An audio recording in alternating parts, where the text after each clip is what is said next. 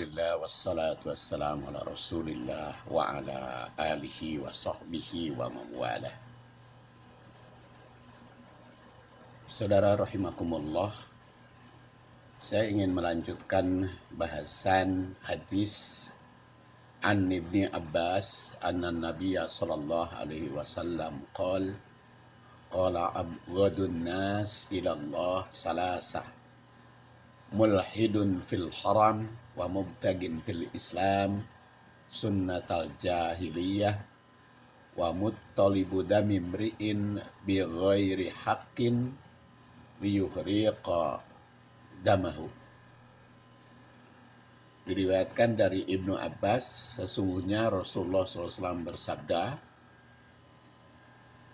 manusia yang paling dibenci oleh Allah Subhanahu wa Ta'ala ada 3 kelompok, atau manusia yang paling dimurkai. Itu berdasar hadis riwayat Al-Bukhari dari Ibnu Abbas.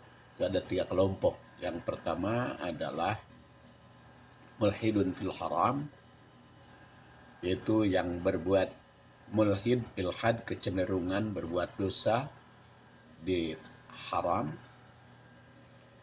Dan ini sudah dijelaskan pada pertemuan yang lalu, bagian pertama.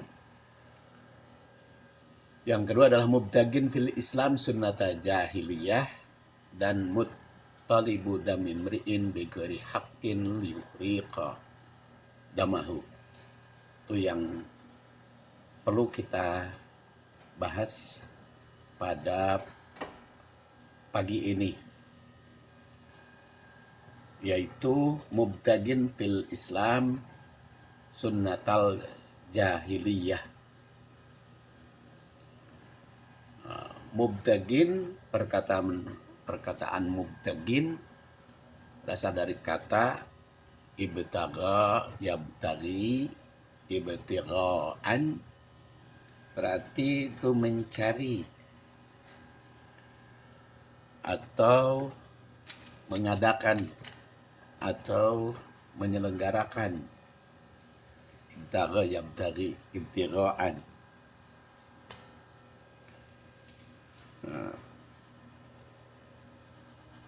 Fil Islam, ketika Islam sudah tiba, ketika Islam sudah ada, tapi justru dia mubtagin, mencari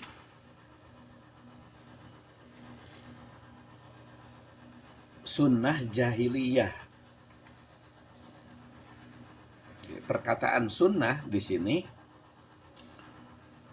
berarti kebiasaan atau cara hidup.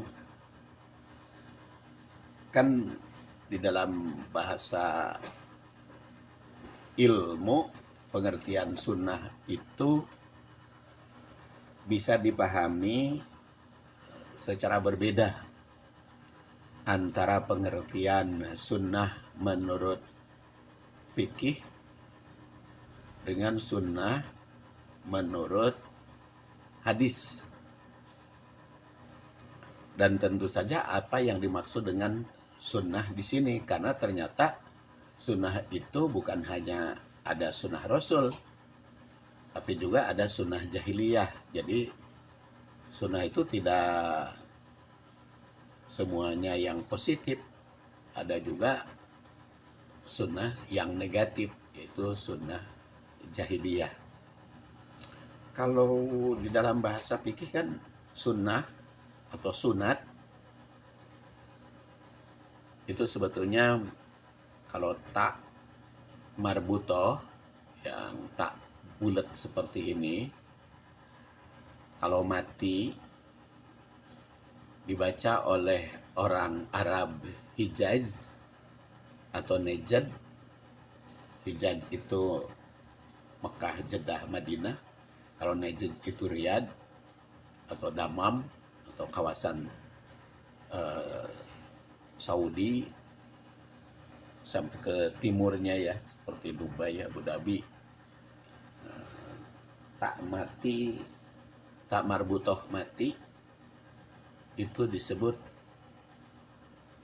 dibacanya Sunda, dibacanya sunnah atau jahiliyah. Tapi kalau Parsi seperti Irak, Iran, tak mati itu disebut te, dibaca te. Jadi makanya sunat. Kalau bahasa Indonesia mah kan di dalam bahasa Indonesia mah ganti-ganti gitu ya, tidak ajeg. Tak mati, tak marbutoh mati itu kadang-kadang ke te nurutan Barsi, kadang-kadang ke ha nurutan Hijaz. Contohnya wasiat. Wasiat itu kan jadi te. Jarang kita mendengar wasiyah. Rakyat itu taknya tak marbutoh. Kita nggak mendengar rakyat. Tetapi kalau musyawarah itu pasti ujungnya dengan hak. Kan tidak pernah kita dengar mari kita musyawarat atau tetapi kalau disambungkan pakai an jadi permusyawaratan, tidak permusyawarahan. Kalau musyawarah itu sebetulnya kan majelis permusyawarahan, tapi karena jadi T jadi majelis permusyawaratan. Kadang-kadang rakyat jadi ke Parsi, kadang-kadang rakyat apa, kadang-kadang ke H seperti hibah kan, itu nggak membaca hibah. Makanya kita suka nyebut Abu Hurairah, hibah, sodakoh, tapi tidak menyebut zakah, zakat. Kalau dalam bahasa Indonesia mah kadang-kadang ke H seperti hibah, sodakoh, musyawarah, hikmah, faidah, kadang-kadang ke Parsi, ke te, seperti wasiat, rakyat.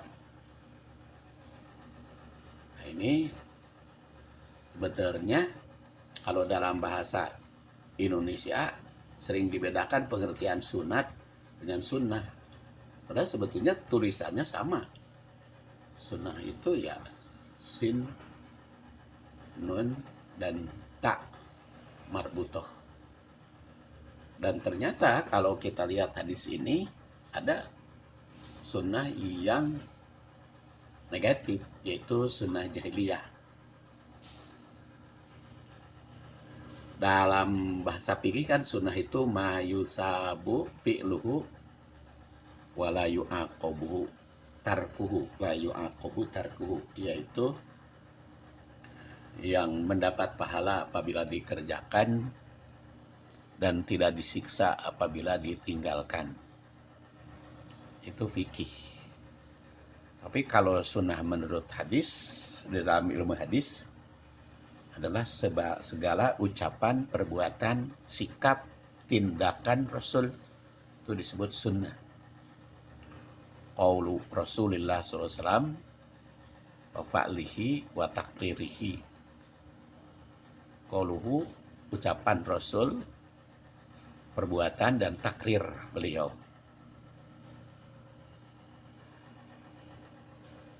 Jadi kalau di sini sunnah, bisa saja sunnah jahiliyah itu adalah ucapan, perbuatan, dan kebiasaan jahiliyah. Maka sering diartikan sunnah jahiliyah itu tradisi jahiliyah. Dengan demikian sunnah jahiliyah adalah adat, kebiasaan atau ajaran yang berlaku di zaman jahiliyah. Nah, orang termasuk yang dimurkai Allah berdasar hadis ini. Orang yang hidup tumbuhkan adat atau tradisi jahiliyah di zaman Islam. Apa itu contoh-contohnya adat jahiliyah yang menjadi tradisi atau kebiasaan jahiliyah? Kata Al-Munawi di dalam syarahnya, tradisi jahiliyah itu ini bisa kita lihat dalam Faidul Qadir ya, Abdul Rauf Al-Munawi. Pertama katanya membunuh anak, yaitu membunuh anak wanita. Kalau istrinya melahirkan anak wanita, maka dibunuh oleh mereka. Kemudian judi, itu juga kebiasaan jahiliyah. Jadi dianggap biasa judi itu. Pedukunan. Kemudian ramalan astrologi. Bukan astronomi ya. Astrologi. Kalau astronomi mah itu kan bukan ramalan, tetapi itu perkiraan secara ilmiah, bisa dibuktikan. Seperti kita bisa mengetahui mendung atau kapan gerhana, kapan bisa terjadi hujan, itu berdasar astronomi. Yang kebiasaan jahiliyah itu astrologinya.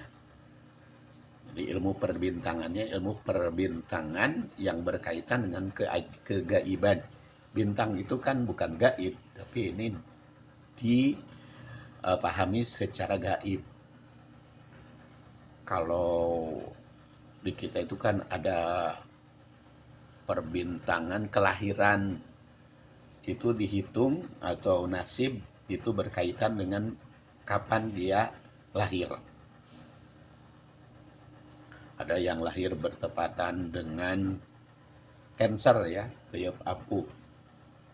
Ada dengan domba sama Garut. Itu astrologi. Dan Cancer, ada Leo, ada Pisces, ada macam-macam. Itu kebiasaan jahiliyah. Kemudian kata Al-Munawi yang dimaksud dengan atau yang termasuk kepada sunnah jahiliyah itu adalah meratap. Jadi kalau ada yang meninggal itu meratapi mayit secara besar-besaran. Tapi kalau menurut Mansur Ali Nasib sunnah jahiliyah itu pertama aniyaha, yaitu meratapi mayit. Mansur Ali Nasib itu dalam kitabnya At-Taj. Jilid 3 halaman 5 di sini. Meratapi mayit atau meratapi orang yang telah wafat, mengingat-ingat kematian. Kemudian al-kahanah, pedukunan.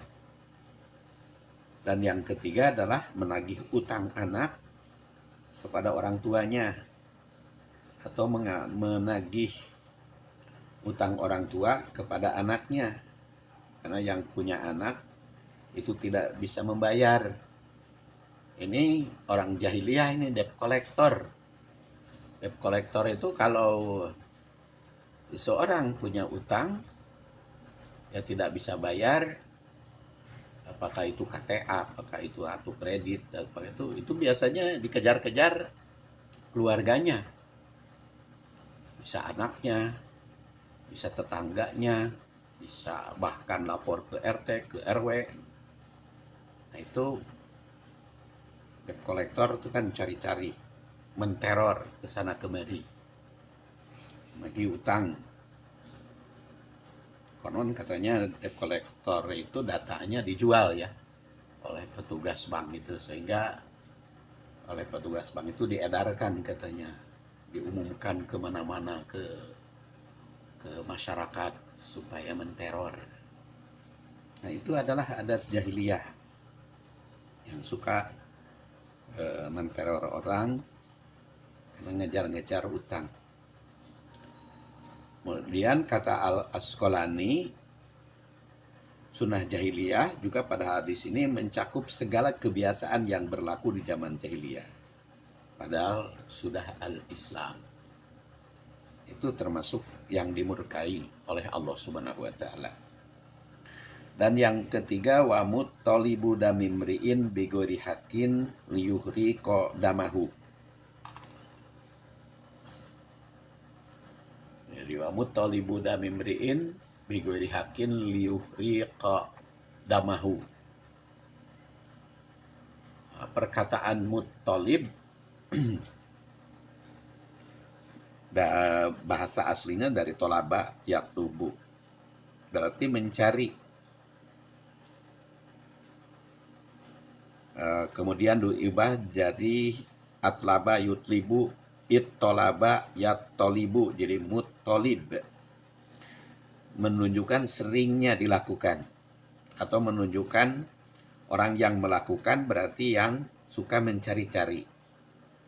Kemudian dam itu darah, imri'in orang, jadi dam imri'in darah orang. Bigoiri hakin, tanpa hak. Ini merupakan penghususan atau keumuman dari penghususan dari keumuman makna kalimat sebelumnya. Ditegaskan demikian karena ada perbuatan menumpahkan darah dalam rangka kebenaran. Jadi yang masuk kepada golongan yang dimurkai Allah, yang dibenci oleh Allah, mencari kesalahan orang tanpa benar atau mencari jalan untuk menumpahkan darah orang lain. Ditegaskan demikian karena ada perbuatan menumpahkan darah itu dengan hak, yaitu di dalam hukum, dalam rangka menegakkan keadilan.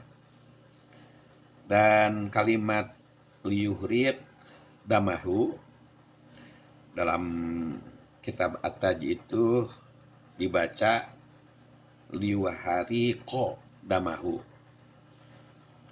Jadi dibaca liyuhriqo, ada juga liwahariqo damahu.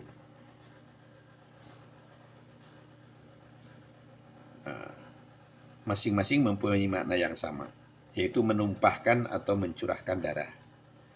Dengan demikian, ini golongan yang ketiga, yang bighairi haqqin.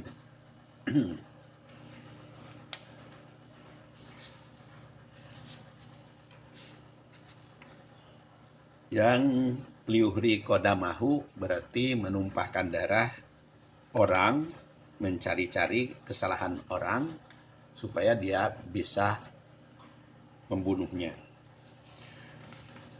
Itu sekilas tentang syarah hadis. Kita lihat sekarang ibroh dari hadis ini. Pertama, 3 golongan yang dimurkai oleh Allah. Pertama, mulhid fil haram. Jadi berdasar hadis ini, orang yang dimurkai oleh Allah itu mulhid fil haram. Itu golongan manusia yang dibenci adalah mulhid fil haram, seperti telah dijelaskan bahwa mulhid fil haram ada yang memahaminya berbuat maksiat di tanah haram. Tapi tentu saja pengertian mulhid itu bukan hanya berbuat maksiat, tapi juga berbuat menyimpang, karena lawan dari hanif. Makanya pengertian mulhid itu mencakup kepada pertama mulhid fi ayatillah, mulhid fil ayat. Mulhid fil ayat menurut Al-Juhaili ialah menyimpang dari kebenaran dengan cara menakwil ayat atau menakwil ayat dari makna yang sebenarnya kepada makna yang lain. Dan ini ditegaskan di dalam Al-Quran, innal ladzina yulhiduna fi ayatina la fauna alaina afamay yulqa finnar khairun amma ya'ti amina yaumal qiyamah i'malu ma syi'tum innahu bima ta'maluna basir. Sesungguhnya orang yang mulhid fi ayatina atau mengingkari atau bertentangan dengan ayat-ayat kami, maka mereka tidak tersembunyi dari kami. Maka apakah orang-orang yang terlepas ke dalam neraka lebih baik? Ataukah orang-orang yang datang dengan aman sentosa pada hari kiamat? Perbuatlah apa yang kamu kehendaki. Sesungguhnya Dia Maha melihat apa yang kamu kerjakan. Ini jelas ayat yang mengecam orang yang mulhid fil ayat. Mulhid pada ayat Allah Subhanahu wa ta'ala. Kata Al-Jazairi, mulhid fil ayat di sini mempunyai makna pertama, pendiriannya menyimpang dari ayat Allah. Kedua, mencela ayat. Tiga, mengubah makna ayat. Keempat, menakwil dengan cara yang batil. Dan yang kelima, menyepelekan ayat yang didengarnya ketika dibaca. Itu termasuk mulhid fil ayat. Kedua, mulhid fi asma'illah. Mulhid fi asma'illah, mulhid pada nama Allah Subhanahu wa ta'ala. Bermakna memberi nama atau sifat yang tidak ada dasarnya pada Allah.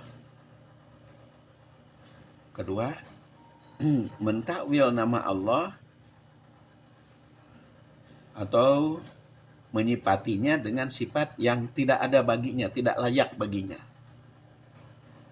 Dan ini dikecam oleh firman Allah, walillahil asmaul husna fad'uhu biha wadarul ladzina yuhiduna fi asma'ih sayujzauna ma kanu ya'malun. Hanya milik Allah asmaul husna. Maka berbohonlah kepada Allah Subhanahu wa ta'ala dengan menyebut asma'nya. Silahkan pilih nama-nama Allah Subhanahu wa ta'ala dari asmaul husna. Jadi jangan sampai menyimpang atau mulhid dari kebenaran asmaul husna itu. Karena akan mendapat balasan di akhirat kelak. Itu surat Al-A'raf ayat 180. Jadi mulhid fi asma Allah dikemukakan oleh Al-Juhaili mengandung arti 3 macam. Pertama adalah pengubahan nama Allah. Seperti yang dilakukan oleh orang jahiliyah masa lalu. Allah dengan nama Al-Lata, Al-Ajij dinamai Uzza, Al-Manan disebut Manat. Nah, perubahan semacam ini merupakan ilhad. Tentu saja cukup besar dosanya. Kemudian B, menambah-nambah nama atau menyerupakan dengan makhluknya. Ini seperti orang mujassimah ya. Jadi kepada Allah itu dijisimkan. Mulhid fi asma'illah. Kemudian C, mengurangi nama Allah. Yang seharusnya berapa nama lalu dikurangi, tidak diakui nama Allah Subhanahu wa ta'ala. Mulhid fi asma'illah. Kemudian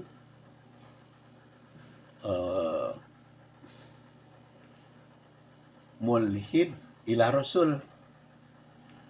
Ini tadi mulhid fi asma'illah, kemudian mulhid ila rasul. berbuat mulhid kepada Rasul. Itu menuduh Rasul dengan tuduhan yang bukan-bukan. Atau menyamakan pribadi Rasul dengan manusia biasa.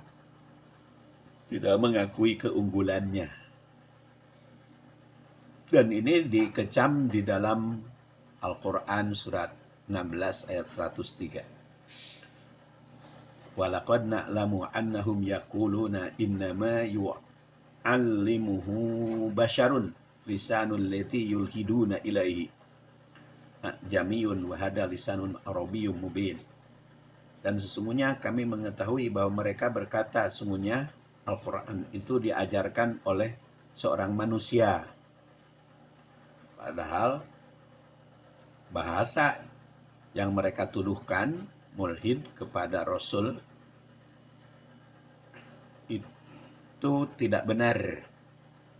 Mereka mengatakan ajamnya ya kepada Rasul. Karena Rasulullah SAW justru mempunyai kelebihan, jangan dianggap sama. Kalau kita menyamakan Rasul dengan manusia biasa, itu mulhid. Kemudian mulhid bidulmin. Perkataan mulhid itu bidulmin. Itu sengaja berbuat kejahatan untuk menghalangi jalan Allah Subhanahu wa taala sehingga menghambat perjalanan baik itu ke Masjidil Haram ataupun ke tempat yang lain. Itu dikecam di dalam surat 22 atau surat Al-Hajj ayat 25. Innal ladzina kafaru wa yasudduna an sabilillah wal masjidil haram alladzina ja'alnahu lin-nasi sawa'un, maksud saya alladzina ja'alnahu lin-nasi sawa'an al-aqifu fihi wal badi wa may yurid fihi bi ilhadin bidulmin nudikhu bi'adabin alim.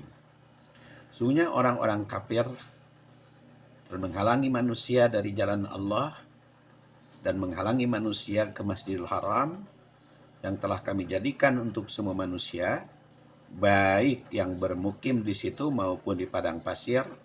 Dan siapa yang dimaksud dengan dalam melakukan penyimpangan mulhid dengan cara yang dolim, niscaya kami rasakan kepadanya sebagian siksa yang pedih.